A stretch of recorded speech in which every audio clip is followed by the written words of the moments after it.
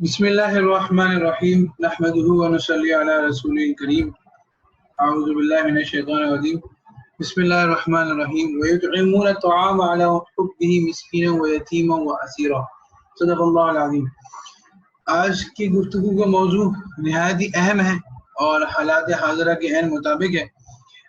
COVID-19 کی تباہ کاریاں جاری ہیں۔ اللہ تعالیٰ ہر انسان ہر ذی روح کو اس کی اثر سے بچائے، اور اس کے لحاظ سے جہاں جسمانی تدارک کی کوشش ہو رہی ہے، وہاں اس میں متاثرین میں جو اس کے معاشی اور فائنینشیل مشکلات کا شکار ہوئے ہیں، ان میں متاثرین میں خاص طور پر راشن کی تقسیم کا سلسلہ جاری ہے۔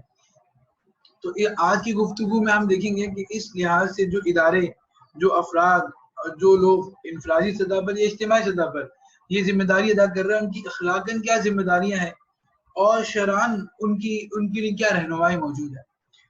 یہ بہت اہم مسئلہ ہے، کیونکہ جب بھی کوئی کام کیا جائے تو صرف محض نیت کا ٹھیک ہونا کافی نہیں ہے، بلکہ اس کے راستے کا شریعت کے عین مطابق ہونا بہت ضروری ہے، ورنہ نیکی برباد گناہ لازم ہو جاتا ہے۔ اور بسا اوقات انسان جو ہے نیکی کرنے جاتا ہے اور اپنے ساتھ گناہوں کا بوجھ لے کے آ جاتا ہے۔ اور ہم آگے دیکھیں گے کہ بہت سی چیزیں ایسی ہیں جن میں شریعت نے ان افراد کو جہاں ثواب کا مستحق قرار دیا ہے، وہاں ذمہ دار بھی بنایا ہے۔ تو ان ذمہ داریوں سے نظر انداز کرنا اور ان ذمہ داریوں سے روگردانی کرنا اپنی آخرت و دنیا دونوں کو خراب کرنے کے برابر ہے۔ اور اگر ان ذمہ داریوں کو محسوس کر کے ان کو بھرپور طریقے سے ادا کر دیا جائے اور جو رفاہی اداروں کے کارکنان ہیں ان تک یہ بات پہنچا دی جائے، جو مجھے امید ہے کہ بڑی تعداد میں آج سن بھی رہے ہوں گے، تو ان کے لیے یقیناً اس سے جو ہے ان کی ٹرانسپیرنسی، کوالٹی آف ورک بڑھے گا، بلکہ لوگوں کا اعتماد بھی پیدا ہوگا، اور اس کے ساتھ ساتھ اللہ جل شانہ کی طرف سے برکت بھی آئے گی۔ ان کو جو فنڈز ریسیو ہوں گے انشاءاللہ اس میں بھی برکتیں نصیب ہوں گی، اور یہ حضرات اپنی زندگی میں، اپنے کاروبار میں خوب برکتیں دیکھیں گے، دنیا میں بھی اور آخرت میں بھی۔ تو اللہ جل شانہ ایسی جگہ سے ان کو فنڈز دیں گے جہاں سے ان کو امید بھی نہیں ہوگی۔ تو اس لیے ان ہدایات کو غور سے سننا اور دوسروں لوگوں تک پہنچانا ہم سب کی ذمہ داری ہے۔ تو پہلے تو ہم کچھ عمومی شرعی ہدایت بات کریں گے، اور پھر اس کے بعد زکوٰۃ، کیونکہ اس میں بیشتر فنڈ جو ہے وہ زکوٰۃ سے آ رہے ہیں، تو اس لیے ہم زکوٰۃ کے مد میں بھی شرعی مسائل میں بات کریں گے انشاءاللہ۔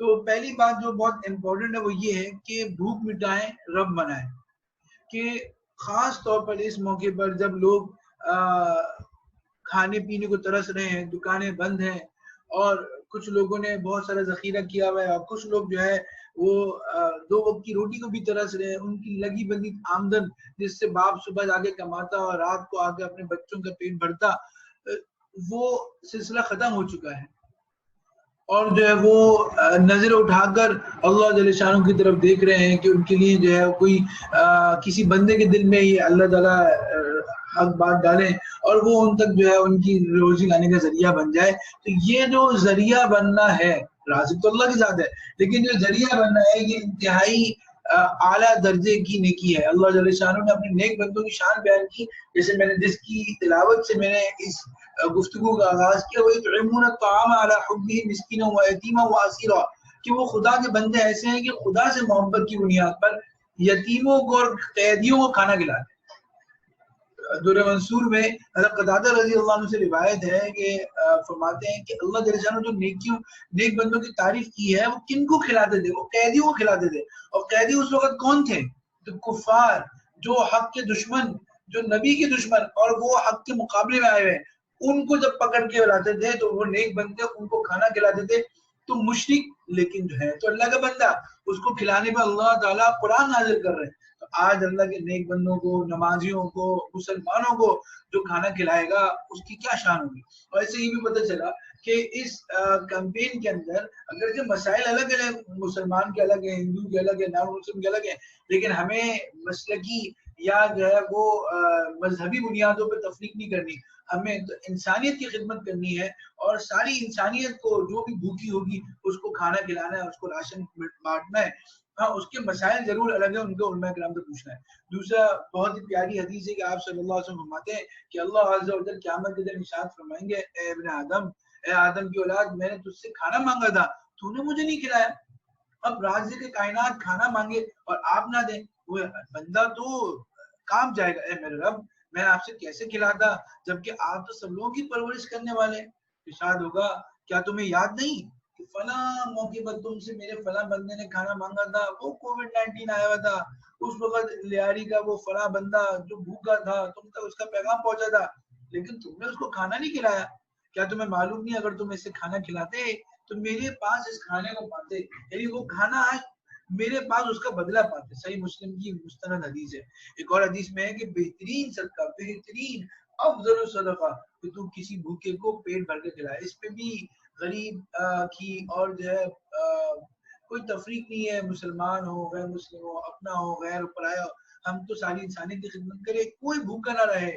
اس موقع پر اللہ تعالیٰ نے جن کو وسائل دیے ہیں ان کے لیے بہترین موقع ہے اپنی اللہ کو منانے کا، اپنے رب تک پہنچنے کا، کہ جو ہے وہ اللہ کے بندوں کا پیٹ بھرے۔ اللہ ساری سب کو کھلانے والا ہے، ہم تو صرف ذریعہ بن جائیں گے۔ تو اس لیے جائے بہت بڑا راشن بانٹنا بہت بڑی نیکی ہے، اس کو بوجھ سمجھ کر، خاص طور پہ رفائی داروں کے ملازمین بوجھ سمجھ کے نہ کریں، اور بلکہ اس کو اپنی نیکی اور اس وبا کے ٹالنے کا بہترین موقع ہے۔ صدقے سے بلائیں ٹلتی ہیں، اگر ہم اس کاموں میں لگیں گے اللہ ہمیں محفوظ فرمائیں گے۔ لیکن خاص طور پر یہ نیکی کب بڑھ جاتی ہے؟ یہ نیکی جب بڑھ جاتی ہے جب ہم جو ہے ایسے لوگوں کو تلاش کریں جو ضرورت مند ہیں، سفید پوش ہیں، جو مانگتے نہیں لپٹ لپٹ کے، جو پروفیشنل نہیں ہے، جو منظم انداز سے مانگنے والا گروہ نہیں ہے، بلکہ ہم ان کو تلاش کریں۔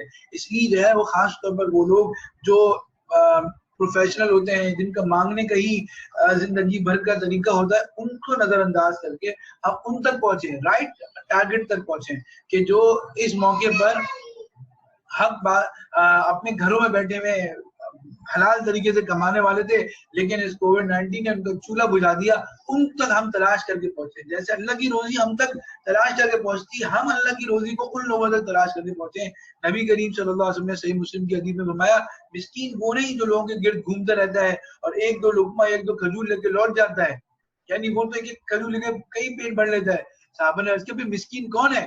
آپ صلی اللہ علیہ وسلم نے فرمایا جس کے پاس اتنا خرچ نہ ہو جو اس کی بنیادی ضروریات پوری کر سکے، اور نہ لوگ اسے مسکین جانتے ہوں، یعنی وہ اپنے ظاہری وائٹ کالر ہو، سفید پوش ہو، اور وہ جو ہے اپنا ظاہری بھرم رکھتا ہو اور زندگی جو ہے وہ جو عزت کے ساتھ گزار رہا ہو، لیکن لوگوں کو اس کی ضروریات کا پتہ نہیں کہ پیٹ اندر لگ رہا ہے لیکن کسی سے مانگ نہیں رہا ہے، بھوکے مر جائیں گے لیکن مانگیں گے نہیں۔ تو ایسے لوگوں کو صدقہ کرنا یہ ایسا اصل مسکین ہے۔ تو ان سفید پوش لوگوں کا خیال رکھیں۔ لیکن یہاں میں ایک بات یہ کروں گا کہ سفید پوش لوگ ہوں یا کوئی بھی ضرورت مند ہو، اس کی حاجت یقیناً بھوک بھی ہوتی ہے، لیکن صرف حاجت اس کی بھوک ہی نہیں ہوتی، بلکہ اس کو میڈیکل کا خرچہ بھی ہوتا ہے، اس کے بعد راستے میں گاڑی نہیں ہے تو پبلک ٹرانسپورٹ بند ہے، اب اس کے لیے اس کو جو ہے مہنگی سواری کر کے بھی جانا ہے، اس کو جو ہے کہتے ہیں اپنے بچوں کے لیے دودھ بھی لے کے آنا ہے اور بجلی کا بل بھی جمع کرنا ہے۔ تو سارے کے سارا فنڈ کو ہم راشن بانٹنے میں نہ لگائیں، بلکہ فیشن دیکھ کے نہ چلیں، ضرورت دیکھ کے چلیں۔ ہمیں دیکھیں کتنا بڑا مجمع ہے جس کو بھوک کے علاوہ اور چیزوں کی بھی ضرورت بھی ہے۔ اس لیے آپ دیکھیں کہ اب یہ بات بھی خبریں بھی آ رہی ہیں کہ راشن کسی کو بانٹا، اگلے دن اس نے دکان پہ آگے بھیج دیا۔ اگر وہ جو ہے غیر ضرورت مند تھا، یقیناً اس کی عادت بہت ہی قابل تنقید ہے، لیکن یہ بھی دیکھیں کہ اس میں یہ پہلو تو نہیں ہے کہ اس کو ہر رفائی ادارے نے 3-4 لوگوں نے آ کر اس کو جو ہے آٹا لا کے دے دیا، وہ کتنا آٹا کھائے گا؟ اس کو سبزی بھی لینی ہے، اس کو جو ہے اپنی ضروریات کی دوائی بھی لینی ہے، تو پھر وہ راشن بیچنے میں مجبور ہو جاتا ہے۔ تو ہم کسی کو ایسی غیر اخلاقی حرکت کرنے پر مجبور نہ کریں۔ یہاں تک تو عمومی ہدایات تھی۔ اب ہم کچھ بات کرتے ہیں، اب ہماری گفتگو اس موضوع میں داخل ہو رہی ہے کہ یہ جو کورونا وائرس سے متاثرین میں، کووڈ-19 کے افیکٹڈ لوگوں میں ہم زکوٰۃ سے راشن تقسیم کرتے ہیں، تو اس کے دو پہلو ہیں۔ ایک تو وہ لوگ ہیں جو فلنتھروپسٹ ہیں، جو مخیر حضرات ہیں، جو زکوٰۃ دیتے ہیں ایسے رفائی اداروں میں یا خود ایسے غریب لوگوں کو ڈھونڈ کر ان کو راشن تقسیم کرتے ہیں۔ تو اس سیشن کے اس حصے میں ہم انشاءاللہ اس موضوع پہ بات کریں گے۔ اگلے حصے میں انشاءاللہ ہم ان رفائی اداروں کی بات کریں گے جو زکوٰۃ لوگوں سے وصول کرتے ہیں اور پھر اس کو راشن کی صورت میں متاثرین تک پہنچا رہے ہیں۔ تو زکوٰۃ دینے والا بھی ایسا نہیں کہ بس میں نے تو اپنی زکوٰۃ نکال دی تو میں بری و ذمہ ہو گیا، یا میں جو زکوٰۃ بس میں نے تو اتنے پیسے دے دیے اب کس طرح تقسیم کی اللہ قبول کرنے والا نہیں۔ اللہ قبول کرنے والے ہیں، ہر طریقے سے قبول کرنے والے ہیں. اللہ تعالیٰ نے قرآن مجید میں زکوٰۃ کے مفصل احکام بتائے. تو اگر ہم زکوٰۃ دے رہے ہیں تو ہم ان احکامات کا خیال رکھیں. پہلی بات تو بہت اہم یہ ہے کہ زکوٰۃ مسلمانوں کا ایک بڑا طبقہ رمضان میں نکالتا ہے، اور زکوٰۃ کا صحیح مسئلہ بھی یہی ہے کہ جب سال پورا ہو جائے، حولان حول ہو جائے. اب ہر بندے کی سال کی تاریخ الگ ہوتی ہے، کسی کی رمضان ہے، کسی کی شعبان ہے، کسی کی شوال ہے، جو بھی تاریخ ہے اس میں زکوٰۃ نکالی جاتی ہے. لیکن چونکہ ابھی قومی جو ہے وہ کٹن مرحلہ آ گیا، عالمی سطح پر وبا آ گئی، عالمی سطح پر غربت و افلاس کے ڈیرے جم گئے ہیں، تو اب اس موقع پر ہمیں قرآن اور سنت سے تعلیم ملتی ہے. فقہاء کرام فرماتے ہیں کہ زکوٰۃ پیشگی بھی ایڈوانس میں بھی ادا کی جا سکتی ہے. ابن عباس رضی اللہ عنہ فرماتے ہیں کہ میں نے آپ صلی اللہ علیہ وسلم سے پوچھا فی تعجیل صدقتی قبل ان تحل، کہ سال گزرنے سے پہلے کیا میں زکوٰۃ دے سکتا ہوں؟ فرخص له فی ذلک، تو آپ علیہ السلام نے اس کی اجازت دے دی. صحیح جامع ترمذی کی حدیث ہے. اس کی بنیاد پر علماء کرام فرماتے ہیں، مفسرین فرماتے ہیں کہ جب ایک ہے مال کا مالک ہو جانا، تو جب مال کا مالک ہو گیا زکوٰۃ تو واجب ہو گئی، لیکن زکوٰۃ کی ادائیگی آپ پر ڈیو کب ہوگی؟ جب سال گزر جائے گا. کیونکہ سال کے اینڈ پہ آپ جو حساب لگائیں گے میرے پاس کتنا قابل زکوٰۃ مال ہے، اور اس کو بھی شرعاً صحیح طریقے سے حساب لگانا چاہیے. عموماً ہمارے جو شہری لوگ ہیں ان پر 4 چیزوں پر زکوٰۃ آتی ہے. کیش، جتنا نقدی ہاتھ میں، چاہے بینک میں ہے، چاہے جو ہے وہ گھر میں ہے، چاہے بی سی کی صورت میں، کسی بھی صورت میں. دوسرا سونا، تیسرا چاندی، اور چوتھا جو ہے وہ مال تجارت، یعنی کوئی بھی چیز جس کو تجارت کی نیت سے خریدا ہو. تو ان 4 چیزوں کو پلس کریں گے اور مائنس کریں گے جو اپنے اوپر لائبلٹیز ہیں، یعنی جو قرضہ اپنے اوپر، اس کو مائنس کریں گے. جتنی اماؤنٹ آئے گی at the and of the year اس کو جو ہے اس کا 2.5% زکوٰۃ دیں گے.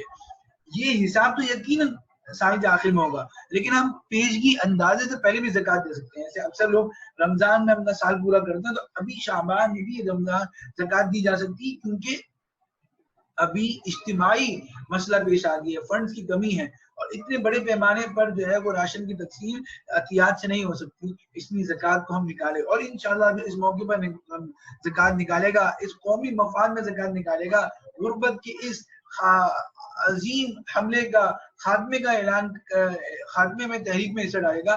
اللہ تعالیٰ کی ذات سے امید ہے کہ اس کو انشاءاللہ رمضان میں خرچ کرنے جیسا ثواب ملے گا. تو موقع پہ نکالنا یہ بہت اہم ہے. یعنی کہتے ہیں نا کہ وہ 100 سنار کی 1 لوہار کی. تو موقع پر جو ہے نا وہ ایک رائٹ ٹانکا لگ جائے تو وہ بہت جو ہے وہ بہت موقع کا فائدہ ہوتا ہے. تو ابھی لوہا گرم ہے، ابھی ہمیں جو ہے جتنا ہم خرچ کر لیں گے اس کا بہترین اجر مل جائے گا، اس لیے ہم پیشگی زکوٰۃ دے سکتے ہیں. لیکن اس میں مسئلہ ضرور یہ ہے کہ ابھی پیشگی زکوٰۃ ہم لکھ لیں کہ ہم نے کتنی دی، اور جب سال گزر جائے تو ہم پورے ایسٹس کا اس دن حساب لگائیں، اور پھر جتنی زکوٰۃ بنتی ہے اگر ہم نے اس سے زیادہ دے دی ہے تو وہ اگلے سالوں میں کاؤنٹ ہو جائے گی. کیونکہ 1 سال کی نہیں بلکہ 10 سال کی ہم جو زکوٰۃ ایڈوانس میں دے سکتے ہیں. اور اگر ہم نے کم دی ہے اور ہماری زکوٰۃ زیادہ بنتی ہے، جو جتنی ریمیننگ دی ہوئی زکوٰۃ ہے وہ ہم انشاءاللہ ادا کر دیں گے. ایک بہت اہم بات یہ کہ زکوٰۃ صحیح جگہ تک پہنچانا آپ کی ذمہ داری ہے.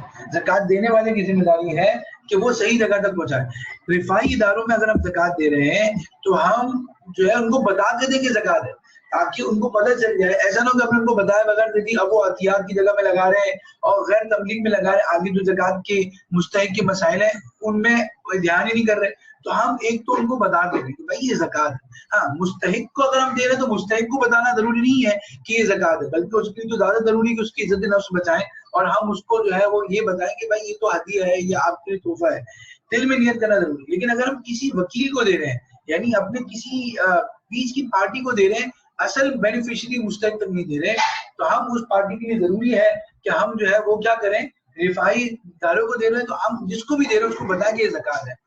تیسرا، علماء کرام کی نگرانی میں یا ان سے مربوط اداروں میں دیں، یعنی وہ ادارے جو شرعی مسائل کو جانچتے ہیں. ایسا نہ ہمیں کسی کو بھی دے دیا، اب وہ ادارے والے جو ہیں وہ سیکولر ذہن کے ہیں یا ان کو شرعی مسائل کی اہمیت کا احساس نہیں، یہ شرعی مسائل ان کو نہیں پتا، اب وہ زکوٰۃ صدقات کی جگہ پہ دے رہے ہیں، مستحق غیر مستحق کا تعین ہی نہیں کر رہے، تبلیغ کے شرعی حکم کو پورا ہی نہیں کر رہے، تو ہم بھی گنہگار ہوں گے. کیونکہ اللہ تعالیٰ نے کیا فرمایا، وآتوا الزکاۃ، زکوٰۃ صحیح جگہ تک پہنچاؤ، زکوٰۃ نکالو نہیں بلکہ زکوٰۃ دو. تو زکوٰۃ نکالنا کیا ہے کہ ہم نے ایک جیب سے نکال کے پھینک دی، یہ نہیں، بلکہ ہمیں اپنی مستحق تک پہنچانا ہے. یا تو خود ہم مستحق کو تلاش کریں زکوٰۃ کے مستحق کو، زکات کے مستحقین کے آگے جو مسائل آ رہے ہیں ان کو ہم سیکھیں، یا اگر ہم خود نہیں کر رہے تو ہم ایسے اداروں میں دیں جو علماء اکرام کی زیر نگرانی چل رہے ہیں، تاکہ ہماری زکات ضائع نہ جائے. ایسا نہ ہو کہ وہ کرپشن کا شکار ہو جائے، ایسا نہ ہو کہ غلط مصرف میں لگ جائے. تو زکات کو صحیح جگہ پہ دینا بھی ہماری ذمہ داری ہے. تیسری بہت ہی اہم بات یہ ہے کہ اللہ جل شانہ سورہ لیل میں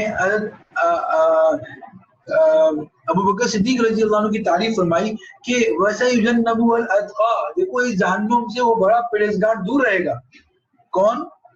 الذی یؤتی مالہ یتزکیٰ، جو اپنا مال اس لیے دیتا ہے کہ وہ پاک ہو جائے. یہ زکات کا دینا، صدقات دینا کس لیے ہے؟ تاکہ ہم خود پاک ہو جائیں.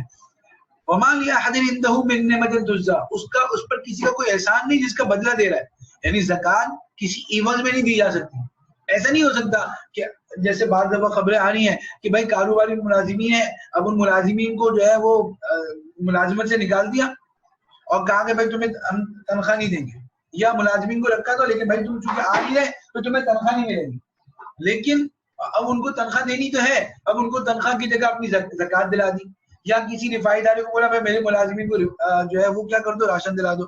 یہ بہت بڑا المیہ ہے ہمارے معاشرے کا کہ بھائی آپ علماء کرام سے پوچھیں کیا ان کی تنخواہ آپ کی ذمہ داری ہے کہ نہیں ہے، کیونکہ وہ ملازمین اکثر اجیر خاص ہوتے ہیں، یعنی آپ کے خاص ملازمین ہوتے ہیں، آپ ان سے کام نہیں بھی لے رہے پھر بھی بعض صورتوں میں آپ کی تنخواہ، ان کی تنخواہ آپ کے ذمہ ہوتی ہے. تو آپ علماء کرام سے پوچھیں، اپنا ایچ آر والوں کو بٹھائیں اور ان کا جو کانٹریکٹ ہوا ہے، جو امپلائمنٹ نیچر ہے، وہ علماء کرام مفتیان کرام کو دکھائیں کہ ہمارا ان سے پرماننٹ ریلیشن شپ ہے یا کانٹریکچوئل ریلیشن شپ ہے یا ڈیلی ویجز کے ہیں، اور ان سے ہم نے یہ معاملہ کیا ہے، کیا یہ ٹھیک ہے؟ پھر معلوم ہوگا کہ ان کی تنخواہ آپ کی ذمہ ہے کہ نہیں ہے. اب جن کی تنخواہ آپ کی ذمہ تھی، آپ نے وہ تنخواہ دینے کی بجائے زکات ادا کر دی. بعض لوگ تو کیا کر رہے ہیں، سالانہ جو اپنی کارپوریٹ زکات نکالتے ہیں وہ زکات اس موقع پہ نکال کے ملازمین کو دیتے ہیں. بڑا افسوس کی بات ہے، زکات تو صرف اللہ کی عبادت کے لیے دینی تھی، زکات تو صرف اللہ کو راضی کرنے کے لیے دینی تھی، اللہ کو راضی کرنے کے لیے دینی تھی. زکات صرف اللہ کو راضی کرنے کے لیے دینی تھی، اور وہ ہم نے کیا کر دی، اپنے ملازمین کی ویجز میں دے دی. تو کیسے ادا ہوگی؟ اللہ تعالیٰ فرماتے ہیں کہ وہ تو کوئی احسان کے بدلے میں زکات نہیں دیا گی. آگے کیا فرمایا، وہ تو صرف اپنے سب سے بڑھتر رب کی رضامندی کے لیے دیتا ہے، اور ایسے شخص کو اللہ فرمایا وَلَسَوْفَ يَرْضَىٰ، ایسے شخص کو اللہ راضی کرے گا. اور دوسرا المیہ یہ ہو رہا ہے کہ گھریلو خاتمین ہے، اب ماسیوں گھر پہ ڈال دیا کہ بھائی تم گھر پہ نہ ہو ہمیں وائرس لگ جائے گا. اب ان کو گھر پہ ڈال دیا، اب آپ نے گھر پہ ڈالا، ان کی تنخواہ تو آپ کے ذمہ ہے، آپ ان کو تنخواہ نہیں دے رہے بلکہ ان کو جو ہے وہ راشن دلوا، اور راشن بھی دوسرے اداروں سے دلوا رہے ہیں. اب آپ دیکھیں کہ دوسرے اداروں سے جو راشن مل رہا ہے ان کو لوگ کون دے رہے ہیں؟ جو متاثرین کورونا کے متاثرین کو دیا جا رہا ہے، یعنی جو یا تو خود متاثر ہو گیا ہے، کورونا مریض ہو گیا ہے، یا اس کی جاب چلی گئی ہے. اب جس سے اس کی جاب بھی نہیں گئی، جاب والا بھی ہے جس کی تنخواہ آپ کے ذمہ ہے، اور آپ وہ تو متاثر بھی نہیں ہے، تو آپ نے پھر کیا خیانت بھی کی کہ جو متاثر نہیں ہے، یعنی جس کی تنخواہ آپ کے ذمہ ہے، یا وہ ابھی اس کا کما رہا ہے، اس کو ابھی وہ فاقے تک نہیں پہنچا یا کورونا کا افیکٹ اس تک نہیں پہنچے، آپ نے اس کو راشن دلا دیا رفائی ادارے سے، اور وہ جو متاثرین کے فنڈ میں تھا اب متاثرین کا حق مارا گیا. تو اس لیے ہمیں بہت زیادہ خیال کرنا ہے کہ بلا عوض زکات کی ادائیگی ہو، نہ تنخواہ میں دی جائے، نہ جو ہے وہ کسی عوض کے دیا جائے، بلکہ فی سبیل اللہ، اللہ کی رضا کے لیے دیا جائے. اب ہم بات کرتے ہیں کہ راشن تقسیم کرنے والے ادارے جو ہیں، جو لوگوں سے زکات لے رہے ہیں، عطیات لے رہے ہیں اور دوسروں تک پہنچا رہے ہیں، ان کی کیا ذمہ داری ہے؟ یقیناً ان کی بہت بڑی ذمہ داری بھی ہے. جیسے میں نے عرض کیا کہ جہاں ان کی نیکی بہت زیادہ ہے وہاں ان کی ذمہ داری بھی بہت زیادہ ہے. تو نیکی کتنی زیادہ ہے ہم دیکھتے ہیں کہ صحیح بخاری کی حدیث ہے، نبی موسیٰ رضی اللہ عنہ عن نبی صلی اللہ علیہ وسلم کہ ابو موسیٰ شریف فرماتے ہیں کہ نبی صلی اللہ علیہ وسلم نے فرمایا الخادر المسلم، کہ وہ خزانچی یعنی وہ ٹریجرار جو مسلمان ہو، الامین جو امانت دار ہو، الذی ينفذ اور ربما قال یعطی، وہ شخص جو وہ خرچ کر دیتا ہے، دے دیتا ہے، ما امر بھی، جس چیز کا اس کو حکم دیا گیا، کاملاً پورا کا پورا، موفراً پورا کا پورا، طیب بھی نفسہ اپنے دل کی خوشی سے، فیدفعہ الی الذی امر لہ، اور اس کو دے دیتا ہے جس کے لیے اس کو حکم دیا گیا. احد المتصدقین، تو وہ صدقہ کرنے والے کی طرح ہے. یعنی آپ دیکھیں سبحان اللہ کہ ایک رفائی ادارے کے پاس 1 ٹکا نہیں ہے اور اس کے بعد جو ہے وہ 1 करोड़ रुपए आ गए, उसने 1 करोड़ रुपए सही तरीके से ईमानदारी के साथ अदा कर दिए, इस हदीस पे अमल करते देखिए, उसके मालिकान को, उसके मुलाजिमीन में से हर एक को 1-1 करोड़ रुपए सदका करने का सवाब मिल रहा है, जिसको शायद सारी जिंदगी भी सदका ना कर सके। तो कितनी बड़ी नेकी है। लेकिन उसकी शर्त क्या है? 2 बड़ी शर्तें हैं जिसका हमें ख्याल करें। एक है कि मुवफ्फरन कामिलन, पूरे का पूरा माल खर्च करना है। यानी आपके पास अगर 1 करोड़ रुपए आए तो 1 करोड़ आगे तक पहुंचाना है। ये नहीं कि जो है वो हमने फारिग लड़के बैठे में उन्होंने क्या कि भाई हम गरीबों में खर्च करते, बड़ा नेक जज्बा है आपका, अपने खानदान भर के पैसे लिए, अब खानदान भर के पैसे लिए, अब उनसे जो है वो जो बोरियां लेके आए, राशन लेके आए, अब वो बोरियां लेके आए तो वहां पर जाने का खाना भी अपना खुद उसी से निकाल रहे हैं, दोस्त बैठे हैं तो दोस्तों के लिए खाना और जो है गुटके वगैरह भी इसी से आ रहे हैं। और एक साहब ने मुझे फोन किया कि हम राशन पहुंचा रहे थे, हमने किसी को जो है ना वो राशन पहुंचाने के लिए बुलाया, वो राशन पहुंचा रहा था तो उसको हमने जो है ज़कात से टिप भी दे दी। भाई ये ज़कात की माल जो है ना ये पूरा का पूरा गरीब तक पहुंचाना है आपने, एक पैसा भी नहीं रोकना आपने। तो इसलिए इसमें से अपना खर्चा भी नहीं निकालना, अपने दोस्तों का खर्चा भी नहीं निकालना, किसी को टिप भी नहीं देनी, बल्कि सारा का सारा अमीर उससे पहुंचाना है, सारा का सारा मफाद जो है इसका गरीब तक पहुंचे, जब आपको सवाब मिलेगा। तो 5,000 रुपए का राशन देना है तो 5,000 रुपए किसी ने आपको दिए तो पूरा 5,000 का राशन खरीदें। हाँ, उसमें अगर कोई बोरी है जिसमें थैला है जो गरीब तक पहुंच रहा है, गरीब के फायदे में आएगा, तो वो गरीब वो थैला भी उसमें से खरीदा जा सकता है, क्योंकि वो गरीब के पास चला जाएगा। और दूसरा हुक्म क्या है? फयदफअहु इलल्लज़ी उमिरा लहू, कि उस मसरफ में देते जिसका उसको हुक्म दिया गया। यानी आपने इख्तियार दिया कोरोना मुतासिरीन के लिए फंड है और लोगों ने आपको कोरोना मुतासिरीन के लिए फंड दे दिया, आप उससे जो है गरीबों का इलाज कर रहे हैं, आप किसी का बिल भर रहे हैं, आप जो है वो ऐसे लोगों को दे रहे हैं जो गरीब तो है, ज़कात के मुस्तहिक तो है, लेकिन कोरोना के मुतासिरीन नहीं है। यानी ना उनकी रोजगार उसकी वजह से खर्च हुआ, खत्म हुआ, ना ही वो बीमार हुए इस वजह से। भाई आपने तो एक स्पेसिफिक वेन्यू बताया था लोगों को, एक खास मद बताई थी कि इस खास मद में हम खर्च करेंगे। तो जब आपने लोगों को उस खास मद का इख्तियार देके लिया है तो आपकी जिम्मेदारी क्या उस पर ही खर्च करें। हाँ, अगर आप गरीबों में, बीमारों में और अमूमी तौर पर खर्च करना चाहते हैं तो आप अपने बैनर पे लगाएं कि भाई हम हर जायज मसरफ में खर्च करेंगे, फिर तो आपके लिए इजाजत होगी। लेकिन अगर आप इसका ख्याल में रख रहे हैं और आप जो है बैनर में लिख रहे हैं कोरोना मुतासिरीन और खर्च कर रहे हैं हर गरीब को, हर मिस्कीन को, हर मुस्तहिक को, तो ये खयानत हो जाएगी। इसके लिए हमें जरूर उसका एहतमाम करना चाहिए। जब 2 शर्तें पूरी हो जाएंगी तो फिर हमें जो है पूरे का पूरा खर्च करने का सवाब मिलेगा। तो इसलिए हमें पहले क्या करना है, पूरा फंड पहुंचाना है। हाँ, अगर उसमें कुछ खर्चे आ रहे हैं तो वो आगे बात होगी। अगर बड़ा इदारा है और उसके अंदर जो है कुछ एक्सपेंसेस आ रहे हैं जो खुद से मीट नहीं कर सकता, उसके लिए वो उसी फंड को यूज करना चाह रहा है, उसका तरीका आगे बयान होगा। लेकिन जो रिफाई इदारे छोटे हैं या जो सिर्फ राशन पैक करके आगे दे रहे हैं, इनफरादी अफराद हैं, और उनको तो जरूर ये इसका ख्याल रखना चाहिए कि अपना कोई भी खर्चा जो है वो इसमें मत डालें, पूरे के पूरे पैसों फंड से राशन खरीदें और उसको गरीब तक पहुंचा दिया जाए। और जिस मसरफ में आपने मार्केटिंग की है उसी मसरफ में आप जो है वो खर्च करें। तो मसरफ का तायुन अगर आपने कर दिया और लोगों ने आपको इसी खास तायुन में दिया तो फिर आपको जो है उसी का ख्याल रखना जरूरी होगा। हाँ, अगर आप इसका ख्याल नहीं रख सकते तो लोगों से जनरल लें, आप उनको बताएं कि हम कोरोना मुतासिर में भी खर्च करेंगे और दीगर मुस्तहिकीन में भी खर्च करेंगे। दूसरी बहुत अहम बात यह कि रिफाई इदारों में जो ज़कात दी जाती है तो ज़कात की अदायगी के लिए 2 शर्तें बहुत जरूरी हैं। उलमा किराम ने कुरान और सुन्नत की रोशनी में 2 शर्तें रखी हैं। एक शर्त ये कि तमलीग ज़कात किसी मुस्तहिक को दी जाए, हर एक को नहीं दी जाती। ज़कात हर एक को नहीं दी जा सकती, बल्कि अल्लाह ताला ने उसके मुस्तहिकीन का निसाब बयान किया है, मुस्तहिकीन का जो है वो मसालिफ बयान किए। ज़कात हर एक को नहीं दी जा सकती, ज़कात हर एक को नहीं दी जा सकती। तो हम बात फायदारे तायुन की बगैर बस जो है वो एक गली से शुरू हुए, दूसरी गली में सबके शनाख्ती कार्ड लिए और सबको जो है वो ज़कात के राशन बांटते चले गए। यकीनन हम क़यामत के दिन पकड़ कर बाइस बनेगा कि हमने जो है वो ज़कात, पता नहीं कोई शख्स, हर बेवा मुस्तहिक नहीं होती, हर यतीम बच्चा ज़कात का मुस्तहिक नहीं होता, हर गरीब आदमी जो जिसकी बेरोजगार हो जाए वो ज़कात का मुस्तहिक नहीं होता, बल्कि ज़कात के मुस्तहिक होने का एक निसाब है जिसको हम देखते हैं। ज़कात के मुस्तहिक होने के लिए जो निसाब जो है वो क्या है, उसकी जो है वो 4 शर्तें। पहली शर्त क्या है, 4 शर्तें मैं बता दूं, फिर इनकी तफसील देखते हैं। एक मखसूस रिश्तेदारी ना हो, दूसरा इस्लाम हो, तीसरा निसाब हो और चौथा खास नसब हो, यानी एक उसका खास खानदानी नसब हो। तो पहली बात हम देखते हैं कि इस्लाम। तो अल्लाह के रसूल सल्लल्लाहु अलैहि वसल्लम ने क्या फरमाया, सही बुखारी किताबुल ज़कात है, तुख़ज़ु मिन अग़नियाहिम وَتُرَدُّ إِلَى فُقَرَائِهِمْ کہ زکوٰۃ مالداروں سے لی جائے گی اور میں غریبوں میں تقسیم کی جائے گی. اس کا کیا مطلب ہے کہ زکوٰۃ مسلمانوں میں ہی تقسیم کی جائے گی. تو اگر آپ جو ہے وہ زکوٰۃ کا راشن تقسیم کر رہے ہیں اور گلی کے اندر آپ نے سارے غریبوں میں بانٹ دیا لیکن اس میں کوئی عیسائی بھی ہے کوئی ہندو بھی ہے تو زکوٰۃ ادا نہیں ہوگی. اس لیے ہمیں سب سے پہلے کیا کرنا ہے, ایک جائزہ فارم لے کے آنا ہے.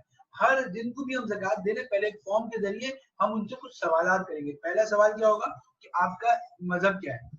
دوسرا سوال یہ کہ دوسرا وہ ہے کہ وہ سید نہ ہو. سید کون ہوتے ہیں؟ جو حضرت علی, حضرت عباس, حضرت جعفر, حضرت عقیل, حضرت حارث بن عبد المطلب رضی اللہ عنہ, حضور صلی اللہ علیہ وسلم کے چچا زاد رشتہ داروں میں سے نہ ہو. ان کو زکوٰۃ کا میل کچھ نہیں دیا تھا. اللہ کے نبی صلی اللہ علیہ وسلم نے فرمایا ان هذه الصدقات انما هي اوساخ الناس, یہ زکوٰۃ جو ہے لوگوں کا میل کچیل ہے, یہ محمد صلی اللہ علیہ وسلم اور ان کی آل کے لیے حلال نہیں ہے. صحیح مسلم. تو اس لیے ہمارے لیے ضروری ہے کہ ہم جو ہے وہ کیا کریں, زکوٰۃ کو جو ہے وہ کیا کریں, سید لوگوں کو نہ دیں.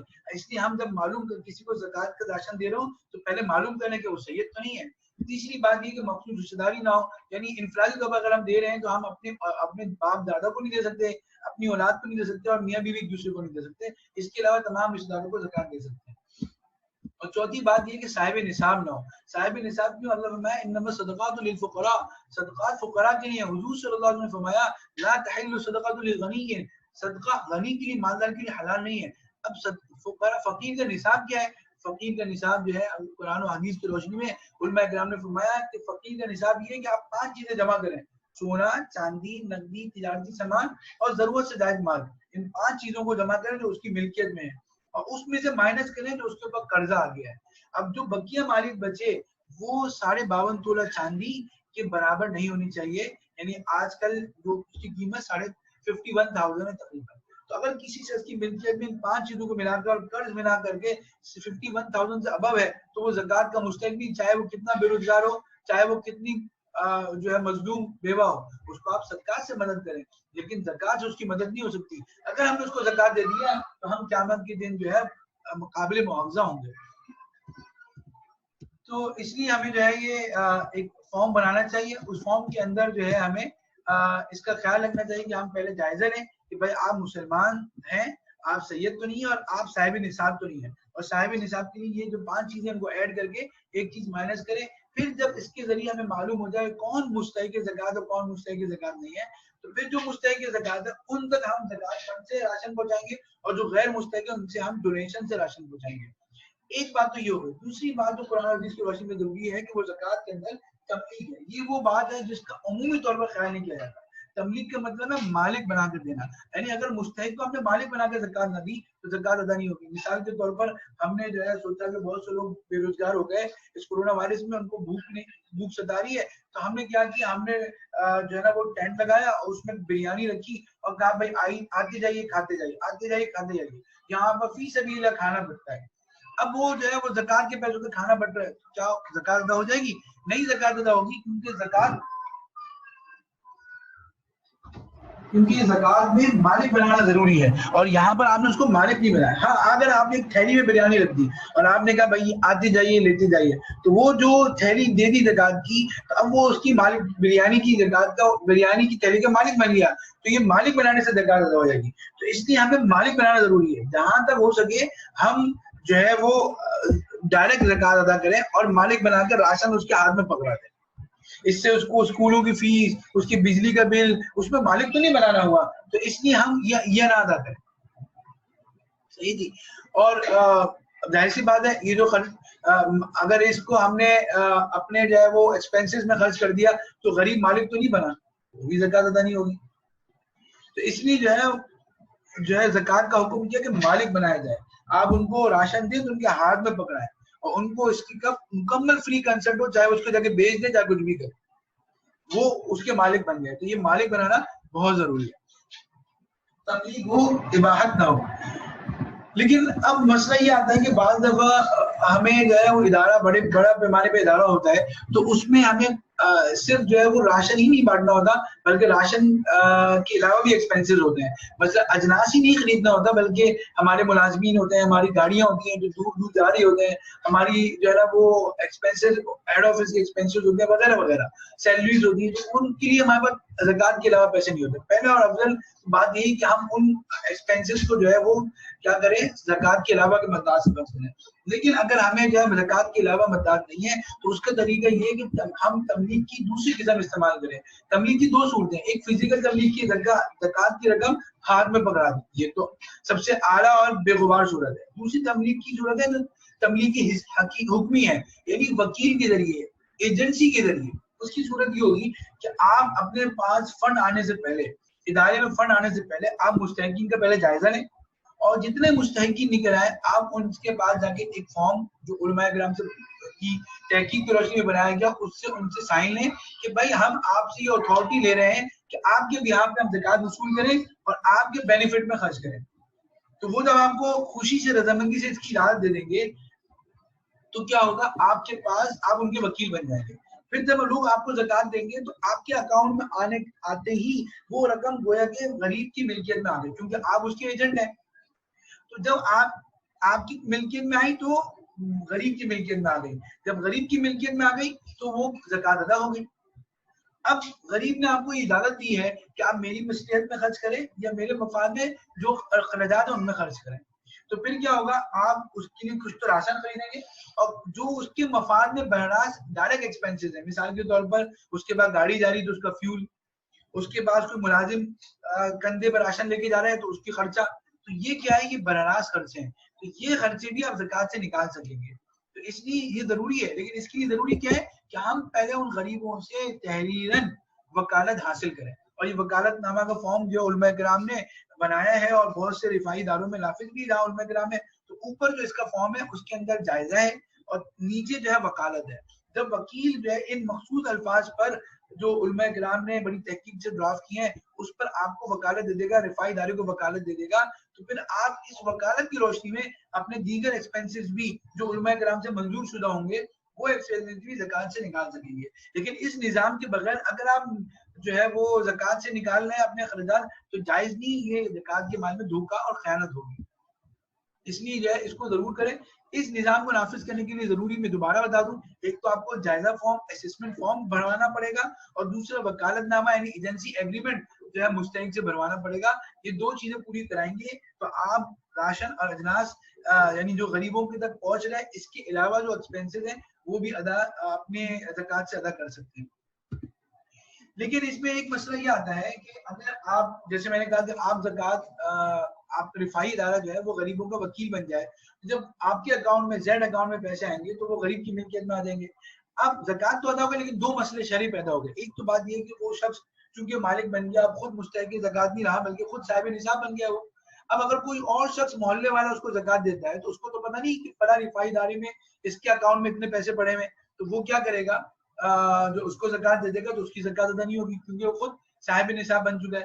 اور دوسری بات ہے کہ اگر وہ جو شخص جس سے آپ نے ایجنسی لی ہے اس کا انتقال ہو جاتا ہے اور ابھی آپ کے پاس اس کی زکوٰۃ اماؤنٹ پڑی ہوئی ہے, تو چونکہ وہ اکاؤنٹ میں جو اماؤنٹ پڑی ہے وہ اس غریب کی ملکیت پڑی ہوئی ہے, تو آپ کو اس کے ترکے میں تقسیم کرنا پڑے گا, جو کہ بہت ہی مشکل مسئلہ ہے کہ ہمیں معلوم نہیں کب کس کا انتقال ہو رہا ہے, کون اس کے وارث ہیں. اس سے بچنے کا بہترین طریقہ یہ ہے کہ جیسے ہی زکوٰۃ اکاؤنٹ میں آپ کے پاس رقم آئے تو آپ اپنے جو ایجنسی ایگریمنٹ میں یہ بات لکھوا لیں کہ غریب آپ کو یہ کہہ دے کہ آپ میرے بیہاف پر اپنی ملکیت میں اپنے رفاعی ادارے کے اکاؤنٹ میں زکوٰۃ اکاؤنٹ کو ٹرانسفر کر لیں.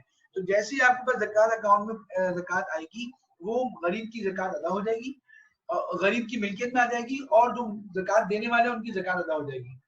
اب چونکہ شرعی مسئلہ ہے تو اس لیے آپ جو ہے وہ زیڈ اکاؤنٹ سے اپنے نارمل اکاؤنٹ میں اتنی اماؤنٹ ٹرانسفر کر لیں گے, اور اس ٹرانسفر کرنے سے یہ دو مسئلے تو حل ہو جائیں گے, لیکن پھر بھی زکوٰۃ کی اماؤنٹ کی حیثیت تو باقی رہے گی. اس لیے آپ نے زکوٰۃ کے مصرف میں ہی خرچ کرنا, اور زکوٰۃ کا مصرف کیا ہے, جو مستحقین سے اجازت لی ہے کہ میرے مفاد میں خرچ کریں یا دیگر مستحقین پہ خرچ کریں. اس کا مطلب ہرگز نہیں ہوگا کہ آپ کی ملکیت بن گئی ہے تو اب اپنے رفاعی ادارے کی بڑی بلڈنگیں کر لیں, اپنے سی او کو جو ہے اس سے گاڑیاں دے دیں, یہ نہیں ہوگا, بلکہ غریبوں کے مفاد بھی خرچ کرنا ہوگا. اس لیے علماء کرام کی زیر نگرانی یہ کام ہونا چاہیے.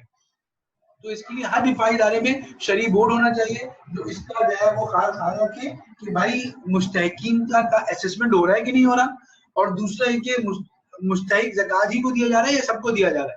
دوسرا کہ جو ہے وہ تملیغ ہو رہی کہ نہیں ہو رہی, یعنی ایسا تو نہیں کہ پرمیشن ہو رہی بلکہ اونرشپ ٹرانسفر ہو رہی کہ نہیں ہو رہی.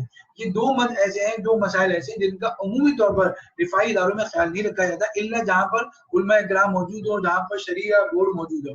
تو اس لیے ہم ایسے اداروں میں زکات دیں جو شریعہ بورڈ کی روشنی میں کام کر رہے ہوں, اور تاکہ ہم بھی دینے والے بھی بری و ذمہ ہو جائیں اور رفاعی ادارے بھی علماء کرام سے تعلق رکھ کے مسائل پوچھیں تاکہ وہ بھی بری و ذمہ ہو جائیں.